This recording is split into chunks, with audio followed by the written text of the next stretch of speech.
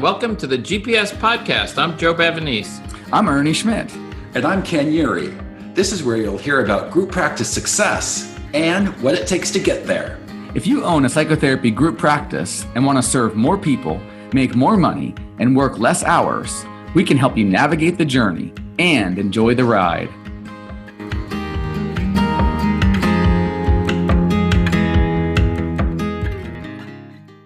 Hi, everyone. Joe Bavanese here with another edition of the Group Practice Success Podcast. And I'm here with Ken and Ernie. And today we're going to talk about something very important and interesting. What we measure, we improve, tracking and improving our success. And the three of us have found great success by implementing tracking and measuring almost everything we do in our practices. We're going to talk today about how that can transform your practice as you expand your groups. So, Ernie, what's been your experience with tracking? Yeah, hi, everybody. This is Ernie out in Palo Alto, California. I think the topic, just the title probably doesn't sound very sexy or exciting, but I'm a maniac when it comes to tracking, and also when I do coaching. It's something that I'm just so passionate about. And I think, Joe, one of the first things, I don't think I've ever mentioned this to you, but when I first was learning from you, I think that was one of the very first techniques I learned about building this business was the tracking component. And ever since then, I would say if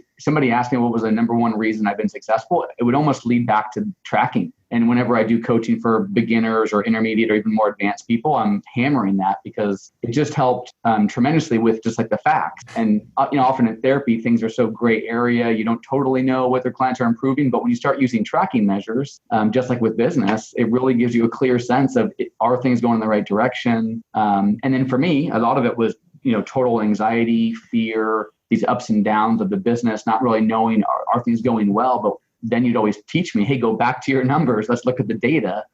So I have so much to say on this topic, but I think I just want to get some enthusiasm and passion for tracking for those reasons that you can make, much wiser business decisions. And it just really helps you stay kind of mentally kind of grounded, not to mention, lots of other benefits. But those are a couple things that come to mind that really make me, passionate about the topic. It doesn't sound like a very sexy topic. No. Yeah, tracking. That's going to be so exciting to listen to today. But I completely agree with you, Ernie. It is one that really keeps our businesses focused for us. And here's the thing: the issues and the finances and the progress is going to happen one way or the other, no matter whether we track it or not. Our businesses are going to progress or decline, and we're going to have our ups and downs without whether we track them or whether we don't track them. But if we track them, we will know where we are. And that helps us move forward in an intentional way. So having systems to do that, it's not too difficult to put those in place. And then we can, like you say, we can help ground ourselves when it seems like maybe one month it feels like things are terrible, but you look, I see that that's part of a pattern that happens on a regular basis seasonally, or this happened last year and then we picked up in the following month or something like that. And it just helps ground us and not have us get too worked up about any particular period of time, because we've seen that tracking result history. Yeah. I think you touch on a good point though, Ken, in terms of it shows you the reality. But I think that's also where all of us probably run into a resistance ourselves, but also in people that we coach or people that aren't doing tracking. I think that brings up the resistance that not all of us want to see the reality because maybe things aren't going as well as we'd like. I don't know if you were going to go that direction, Joe, but that was just a thought that I think might be important to touch on. Yeah, that really is important. I think it's always funny to me in our field how people almost never track on their own. People will track if they want to lose weight, they get on the scale, Yeah. And that's just a normal part of life. Like you said, clinically, we do certain things where we track things behaviorally, but every time I've done lectures, I always say, raise your hand and tell me how many intakes you had last month. And generally about 2% of the audience raises their hand. Or people just say, I don't know, more than last month, but they have no idea. And then where did they come from? I don't know. And people are very vague about it. And so it's almost like taking a camera lens that's real fuzzy and just really turning it until it gets crystal clear, and then you can see what you're dealing with. And for me, I've mentioned to you guys before, it really smooths out the highs and lows, because I had this tendency when things were going well and the referrals were just coming in and, the numbers are all going in the right direction. I was just like, this is so easy. This group practice thing is a piece of cake. And then the next month, it would seem like the whole bottom fell out. It was a disaster, and I had people cancel. And then I'd look at the numbers, and it was like, oh, it was down 3%. But emotionally, it seemed like it was down like 50%. So I found that tracking the numbers just enabled me to have, like you said, much more reality. And even though sometimes it's hard to look at them, reality is all we got. I had that happen just this year, Joe, where in February of this year, we had a huge snowstorm out here in the Northwest, and it shut down our offices for over a week. And of course, our therapists were stressed out. And, as a business owner, I think, man, how is that going to impact us? And we have, of course, you don't have intakes coming in, the calls are stopping, you aren't providing the sessions anymore. And, that can make a huge impact. So everyone's anxiety was really up during that time. But what I did is sometime in March, I looked back at it and I looked at January, and the numbers were really high in January. And of course, the numbers did drop off in February, some because of what we call the snowmageddon. But when I averaged those 2 months together, I just took the 2 months, I divided by 2, and then I looked at the average of all of 2018 sessions per month, and our average was actually up over last year. Wow. So as much as it felt like the business was just diving because of the snow and the closure, we're actually up over at last year's average. I would have not known that had I not tracked every single month last year, seen those averages, and I thought, okay, we're doing okay. And really too, I suppose the other thing we're tracking, we actually provide paid sick leave as a part of our group. And when I saw our February numbers, we were under. And that's not a place you want to be as a business owner. You want to have your gross exceed your net. But in fact, we went under because what did people do in February? Well, all of our therapists took their paid sick leave, because we actually provide that ability for them to do that in our practice, that they can take that once they want it. So they took that was paid out, which I felt great about, because then my practitioners weren't losing a bunch of money during that month. They were actually feeling good about their employment with me, that they were able to use that bank of hours. They got paid. And what I would know, if I just looked at February, I would think low numbers and all these expenses, and we're actually under in terms of money. But what I know is it's a proof of concept. This works over time. This was a one-time thing. And then our numbers shot back up in March, of course. And I have happy employees, who are moving forward, and they weren't hit too hard. And the business in reality wasn't hit hard. Yeah. It's a great story, Ken. It reminds me, when I track, I do monthly, quarterly, and annual. And when I tell them, people say, why do you track quarterly and annually? And I said, well, it's like the weight loss story. If you weigh yourself every day, it's going to fluctuate. But if you weigh yourself, once a week or every 2 weeks or once a month, you're going to get a much more accurate picture of how you're doing. And especially those seasonal effects, because I live in Michigan, where we always have snow days, probably not as bad as what you had this year. But, I know I'm always going to lose, probably 4 to 6 days complete shutdown between January and March 1st. And so I just have that figured into my prediction for the data, because I have years and years of that data that I can look back on. And Ernie had created, with the help of an Excel person, a fantastic spreadsheet that we use in our GPS program. Ernie, why don't you say a little bit about that? Yeah, well, it's along the lines that all three of us know this is such a fundamental skill. So we really wanted to incorporate it into our program to make sure that part of the requirement of being in the program is to track your numbers.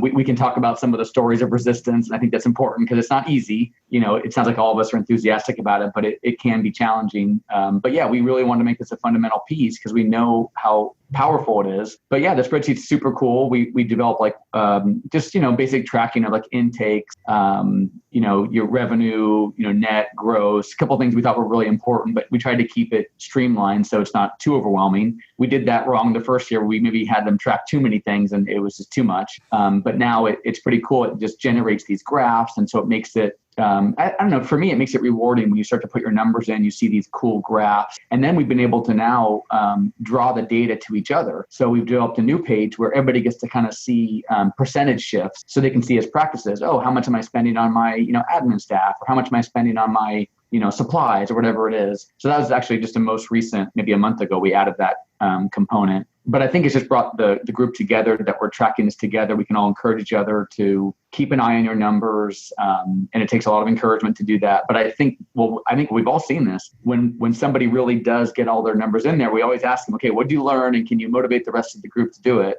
And then it's cool. They always say like how powerful it is. We have some people that have totally converted over now, and they're like huge champions of tracking.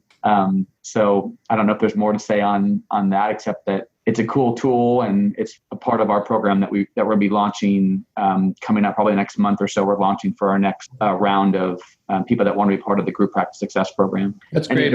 Any thoughts on that, Ken, that you'd want to share or add? Or No, I just think it's exciting because you get to see benchmarks along the way. It reminds me of my 16-year-old. He has a weight training class in his high school, and so he's regularly texting me in the morning about how much he's bench pressing and how he's going to get on the board, because there's a board of names of people who have bench pressed the most, And so he's telling me, I see the text come through about how much he bench pressed that morning on his way to the board. And then he got to the level where he thought he'd be on the board, but then everyone else on the board went up, so he couldn't quite make it. But we knew it was just 15 more pounds to get there or something like that. And I just think we like to see our progress. And if you're just like, bench pressing, but you didn't know how much weight that was, you didn't know how much it was compared to last week or the week before, or what you want to go to, you really wouldn't be moving forward. But if you knew that there's some numbers there that you were shooting for, it kind of builds some excitement. You're close and you have to do something just a little bit more. That it's within your reach. So, we have found with our group practice success group, it helps people have that clarity so that they know where they are,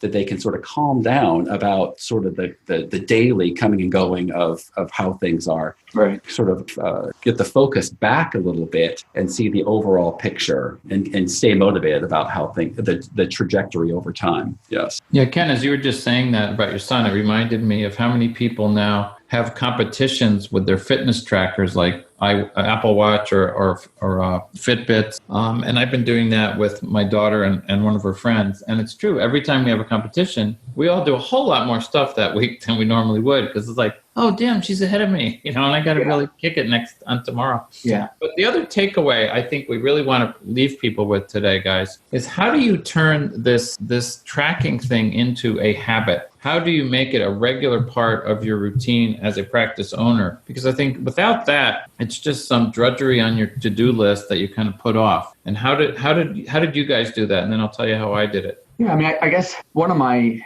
ways of doing that is just trying to create some passion with it and excitement. So hopefully some of that's coming through from just this podcast episode, because I kind of feel like that increases the motivation, that if people start to really, at least if they trust us, they kind of see how powerful we believe it is, that'll be a start. It doesn't solve the problem, Joe, that you're bringing up. I think just, sitting down and developing the sheet you're going to start with. And I would say try to keep it very, very simple. So for very beginners, I would say just open up a basic spreadsheet and put down a couple things that you want to track, probably just like intakes that actually show up that month. And maybe calls you get, or contacts to the practice, something pretty basic, but just some number. I like intakes as a beginner. And then making sure that you somehow put that into your systems where hopefully you have an admin you can pass that on to and delegate. But if you're brand new to this, I used to do it myself, and I would just keep track. And I had a little tab next to my phone when I was taking my own calls. I would keep track of that. And then now all of us do this. I mean, every month, all three of us are sitting down to our computers and doing our little tracking sheets. I mean, there's not a month I miss. I always say it's kind of like Christmas. I get to put my numbers in and see what's going on. And then once you do it, I think the passion, enthusiasm, and all the benefits you get definitely would carry you forward. If you do it at least for a couple months in a row, I think you get addicted to it. But those are just a couple of my thoughts. Yeah, it's like looking at your dashboard in the car to see, how fast things are going, what the RPM is like, what the gas level is, and what you need to do about that. I have a folder on Google Drive where I keep several things that I am tracking. I'm tracking, with QuickBooks, it's gross and net, and just making sure that the percentages are looking right across the practice. That and that tells you what you might need to do if you're spending too much on something, or you could spend a little bit more, invest more in another way. That helps you know with the. And I also look at this from we have a scheduling monthly report, so that talks about our intakes, how many people have been added to our waiting list, how many people have been scheduled from our waiting list. Of course, all the different ways that our contacts are coming in, whether it be live calls, how many of those are we getting? Are we getting online web forms? Are we getting text messages? And then that tells us, a little bit of a pulse of our business, and then where the referrals are coming from, whether it's coming from a doctor's office or from a friend or Google My Business or Psych Today, tracking all of that. And that informs us about marketing. I think about the reports I get from billing when we look at the aging report, 30, 60, and 90 days out in terms of how much is being returned in terms of our accounts receivable. And that tells us a little bit about what's happening in billing and how much on top of it we are, or if we need to change our systems in that at all. What's that? How about in the beginning, like when Joe was kind of asking about like how you got to be a habit. If you go back a little bit before you got so big and fancy, how did you kind of start that process? Do you remember what that was like? I just think it's one step at a time, and taking the most basic aspects of it and just knowing your basic numbers. Your gross, your net, the number of intakes that you are seeing each month, and you're seeing the number of sessions you have each month, and then just knowing what to do with those numbers then. So I don't know, just doing it was just sort of a prompt every month. I wanted to sort of see where we were at. And so did you guys do it the same time every month, or how did you, that's when I was asking about habit.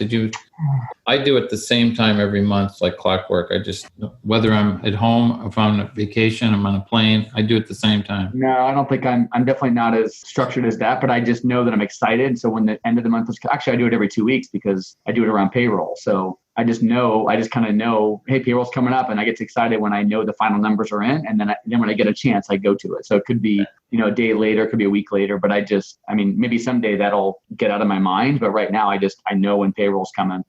So how about you, Ken?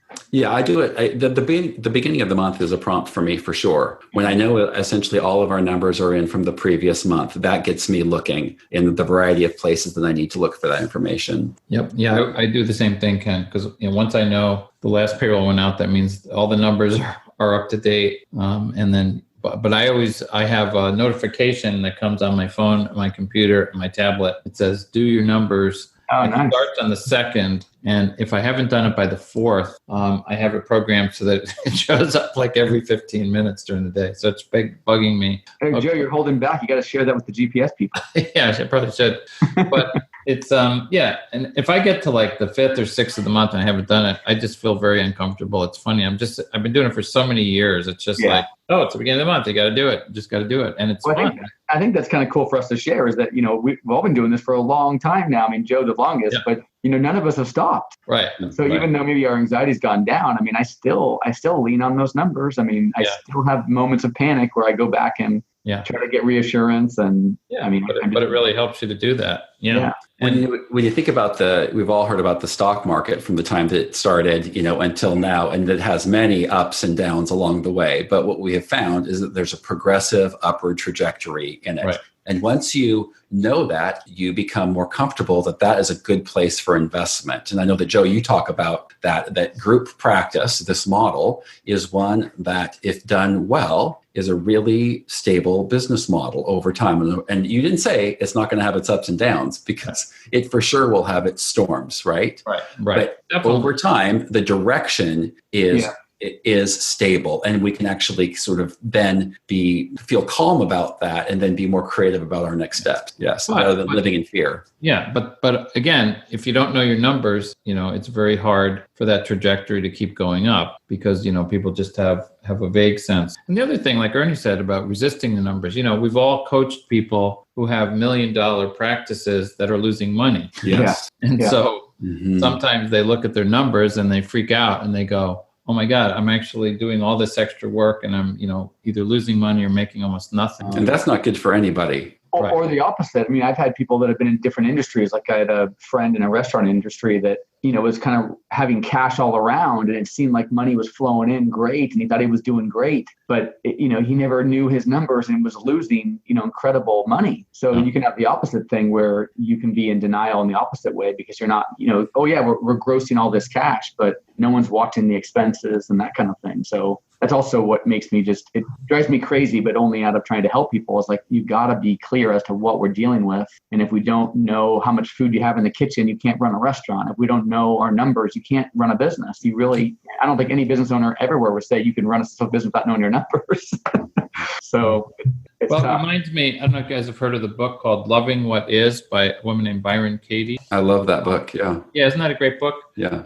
But I like what she says in that book. Every time we resist reality, we create suffering. And what we're really talking about here is really dealing with reality head on and seeing what we have, and without denial and without distortion, without hype. And then we can make the absolute best decisions to move our businesses forward. So that's what I love about tracking. Wow. And the reality, the reality that we're seeing in our numbers does not need to define the success that we're going to have in that day or in the future either. It's important for us to look at it, but it doesn't mean if the numbers aren't looking good at one level, that doesn't mean it's not going to look good in the future, right? It's just one indicator, but it's an important one. So at least we can know where we're. Yes. Yeah. Our today's numbers don't define our future. Right. All right. Great subject. And hopefully we've inspired you all to get your spreadsheets out and start tracking if you're not doing it. And if you are doing it inconsistently, try to make it a monthly habit. And it will definitely serve you well in all areas of your life. So thanks for your attention, and we look forward to you on our next podcast. All right. See you later. All right.